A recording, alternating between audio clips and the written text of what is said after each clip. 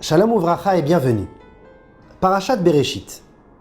Cette paracha est remplie d'enseignements, mais bien plus. Elle est remplie de secrets et de trésors cachés qui font que la parashat Bereshit, à travers la création du monde, sont des fondements universels à travers la Torah et les fondements humains. Et il y a plusieurs enseignements dans la parashat Bereshit. Mais aujourd'hui, nous allons nous arrêter sur un point. Celui de la faute de Adam Arishon, le premier homme, d'avoir consommé le fruit de la connaissance, de l'arbre de la connaissance, cet arbre qui est la connaissance du bien et du mal. La Gemara, le Talmud de Sanhédrin, le traité des tribunaux, nous dit que la faute de la consommation de ce fruit par Adam est le fait que Dieu le chassa du Gan Eden, le jardin, le paradis de Éden. Eh bien, tout cela s'est passé le premier jour de sa création à Adam. Dieu créa l'homme le 6e jour de la création. Et à la 9e heure du jour, Dieu lui donna la première et unique ordonnance, la première mitzvah, celle de ne pas toucher à cet arbre, de ne pas consommer ce fruit. Et de 9 heures jusqu'à la 12e heure du jour, il ne restait que 3 heures. Et en 3 heures de temps, Adam succomba à la faute. Et malheureusement, fut chassé du Gan Eden. À travers cette idée, se posent 2 questions. Première question, comment Adam Arishon, le premier homme, Yetzir Kapav chez Hachem, création, dirait-on, des mains même d'Akadosh Baruch Hu. Dieu créa l'homme de manière spécifique et spéciale, non pas comme les autres créatures. Donc comment l'homme, l'être humain, qui est la plus belle création d'Akadosh Baruch Hu, à qui il a donné un esprit, une intelligence, une sagesse, surtout Adam Arishon qui était l'homme le plus sage de la création, eh bien succomba à la faute, ne serait-ce que pendant 3 heures de temps que Dieu lui donna la seule mitzvah à faire. Deuxième question, il est écrit à la suite des événements, Vayar Elokim et kol asher asa. Dieu vit tout ce qu'il avait fait, en parlant de la création de l'homme. Veine tov meod. Et voici, ce fut très bien aux yeux de Dieu. Comment Akadosh Baruch Hu, à la suite de la faute de Adam, put dire ce fut très bien, alors que pour les autres jours de la création, Dieu dit seulement ce fut bien. Pour l'homme qui fit une faute, alors qu'on lui demanda seulement pendant 3 heures de ne pas fauter, la seule mitzvah qu'on lui demanda, Dieu dit ce fut très bien. Pour répondre à la première question, il faut savoir que le Yetzer Hara, le mauvais penchant, est un fonctionnaire de Dieu. Et je dirais même plus, c'est le meilleur agent d'Akadosh Baruch Hu, le meilleur fonctionnaire. Et il pratique au mieux sa fonction. Et il utilise toutes sortes de pratiques et de techniques pour faire chuter l'homme à aller contre la volonté de Dieu. Et lorsque les choses sont difficiles, alors le Yetzer Hara se régale. Mais lorsque les choses sont faciles, mais pour autant elles sont également très importantes, pour le Yetzer Hara ça sera plus difficile et il mettra en œuvre ses meilleures techniques. Prenons l'exemple d'Adam Arishon. Adam Arishon, on lui demanda seulement de ne pas toucher à un fruit. A priori, une mitzvah facile. Mais pour autant, c'était la seule et unique mitzvah, ordonnance que Dieu lui demanda. Donc le Yetzer Hara comprit que c'était très important aux yeux de Dieu.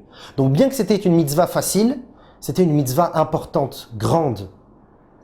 Alors, le Yetzer Hara mit tout en pratique et utilisa ses meilleurs desseins et sa meilleure imagination pour faire chuter l'homme à toucher à ce fruit. L'enseignement que nous pouvons y tirer est simple. Il existe des mitzvot, nous dit la Gemara, et des averot qui sont pour nous importantes et des fois même difficiles à pratiquer ou à ne pas transgresser. Ces mitzvot ou ces averot sont directement reliés à notre neshama, à notre âme. Et lorsque l'homme a une attirance particulière pour une mitzvah, il doit savoir qu'il aura également une difficulté profonde à la mettre en pratique. Parce que si sa neshama est attirée à faire cette mitzvah, par exemple, un homme aime mettre la tefilin, eh bien le Yetzer Hara mettra tout en pratique pour le désorienter et pour le faire chuter et aller contre la volonté de Dieu. De la même manière pour une avéra, pour une faute. Il y a des avérotes qui pour nous sont très difficiles à ne pas transgresser. On est très attiré par cette avéra. On a des pulsions très particulières pour cette faute. Eh bien le Yetzer Hara mettra tout en pratique pour te faire chuter. Car il verra une importance ici, au niveau de ta neshama, celle qui est connectée à l'être humain, de ne pas faire cette avéra, eh bien le Yetzer Hara mettra tout en pratique pour te faire chuter. Pour répondre à la deuxième question, comment Akadosh Baruch Hu a-t-il pu dire Tov Me'od? Ce fut très bien à mes yeux, la création de l'homme.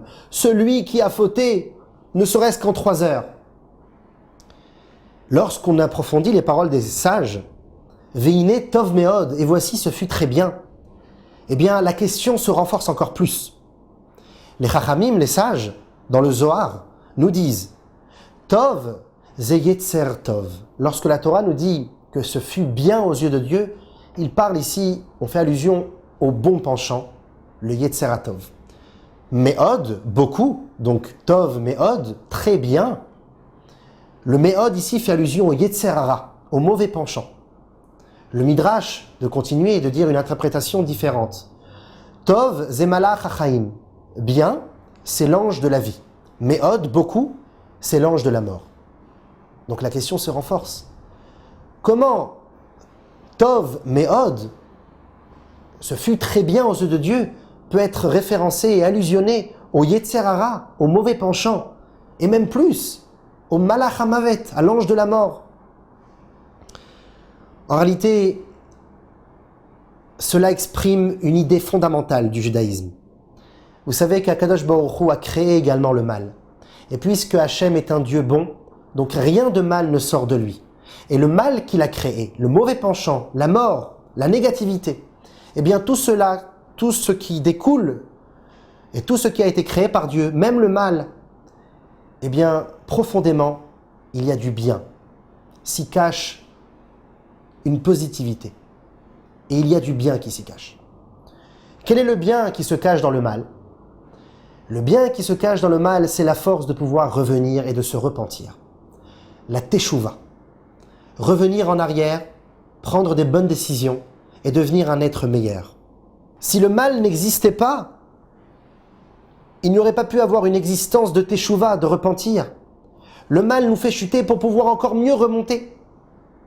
C'est précisément par le fait que Akadosh Baruch Hu ait créé le mal et le mauvais penchant, et qui peut également faire chuter l'homme et le faire fauter, qu'il existe par la suite une idée fondamentale, celle de pouvoir revenir à soi-même, teshuva. Vous savez que le mot teshuva se sépare en 2 parties. Tashuv, hei. Reviens au hei qui se trouve en toi. Le hei, c'est le bien qui se cache en chaque juif, même celui qui est a priori et superficiellement mal et qui pratique des mauvaises choses. Eh bien profondément se cache du bien en lui. Tamun ha-hei. Il y a en lui le trésor du hei. Donc reviens à ton hei. Ne change pas, ne prends pas une nouvelle nature. On te demande ici de revenir à toi-même. Et le mal, le mauvais penchant et la négativité te poussent à revenir à ton hei. Donc on voit que l'idée du mal est poussée à l'homme de revenir en fin de compte et de faire teshuva. Vous savez que la Gemara nous dit que celui qui fait teshuva à un point, une bonne teshuva, un bon repentir, eh bien il arrive à un point où zdonot naasulo kizruyot. C'est pas seulement qu'il revient au point zéro et que Dieu lui dit on est à zéro toi et moi. Bien plus que cela. Dieu lui dit zdonot, les mauvaises actions, les mauvais faits que tu as fait jusqu'à maintenant se transforment en bienfaits. La teshuva n'a pas seulement la capacité de te ramener au niveau auquel tu étais auparavant, mais bien plus encore. La teshuva t'élève à un niveau encore plus haut que celui où tu étais auparavant. Zdonot naasulo kisruyot. Les mauvais faits, les mauvaises actions se transforment en bienfaits et prennent un autre volume.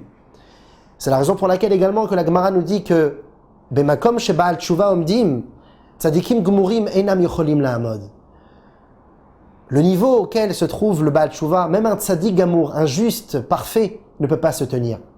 Bien sûr, le juste parfait a un niveau bien plus haut que le Baal Tshuva. Mais le niveau qu'a acquis et qui a atteint le Baal Tshuva, eh bien ce niveau-là ne sera jamais atteint, ne sera jamais acquis par le tzadik. La raison à cela est simple. Le tzadik n'a jamais fauté de toute sa vie. Il se bat bien entendu contre son Yetzer Hara. Il l'annihilie, il l'endort, tzadik vetovlo, tzadik veralo. Mais il n'a jamais été confronté avec le mal. Alors que le rachat, alors que le mauvais homme, celui qui est mécréant et qui pratique des mauvaises choses et des avérotes, eh bien par le fait qu'il fait teshuva, il monte à un niveau encore plus haut que le tzaddik, car il a transformé le mal qui était en lui en bien. Il a réussi à transformer ses avérotes en bienfaits, ses mauvais faits en bienfaits. Et c'est la raison pour laquelle le tzaddik ne peut pas arriver au niveau du Baal Tshuva. Car le Baal Tshuva est tout le temps confronté au mal, et pourtant a réussi à s'élever par-dessus le mal, et à même le transformer. Et c'est le sens du mot Tov Meod, que lorsque Dieu créa l'homme qui fauta, malheureusement, Dieu dit que c'était très bien. Vous savez que pendant tous les jours de la semaine, Dieu ne dit que Tov, car les autres jours de la semaine, c'était profondément bien, c'était l'entité du bien. Vayar Elohim Kitov, Dieu vit que c'était bien. Alors que pour la création de l'homme, et la création également de son Yetzer Hara, de son mauvais penchant, Dieu dit Tov Meod. Car il lui a été donné aussi à l'homme la possibilité et l'occasion de pouvoir transformer son mal. Et le mal prend une autre forme, celle de devenir aussi bien. Tov Meod. Tov, c'est le Yetzer Hatov, le bon penchant. Meod, le Yetzer Hara. Et les deux sont inclus dans le Tov Meod. Bien sûr, la faute, la Avera, est mauvaise en soi et va contre la volonté de Dieu. Mais après qu'un homme ait fauté et qu'il fasse tchouva à la suite, il arrive à un niveau encore plus haut que les tzadikim qui n'ont jamais fauté, qui n'ont jamais été confrontés au mal. Yitaron haor min hachosher. La particularité et la supériorité de la lumière se trouvent à partir de l'obscurité. Je m'explique. Lorsqu'on allume un projecteur de 1000 watts en extérieur, en plein jour, cela ne va pas aider grand-chose. Alors que lorsque l'on allume une petite bougie, même une allumette, dans une petite salle obscure, alors on voit que la lumière repousse beaucoup d'obscurité, même si elle est simple et petite. Car la force de la lumière, c'est que lorsqu'elle vient de l'obscurité, et non pas lorsqu'elle est entourée de lumière elle-même. L'obscurité, c'est le mal que le mauvais, que la personne a pratiqué, que le rachat a pratiqué. Et la lumière qui en découle, c'est la teshuva qui en ressort par la suite. Il a transformé son obscurité en lumière.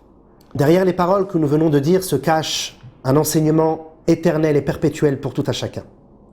Un homme peut dire qu'il est impossible pour lui de pratiquer les mitzvot, d'étudier la Torah, et on ne peut pas venir lui reprocher de ne pas être un bon juif.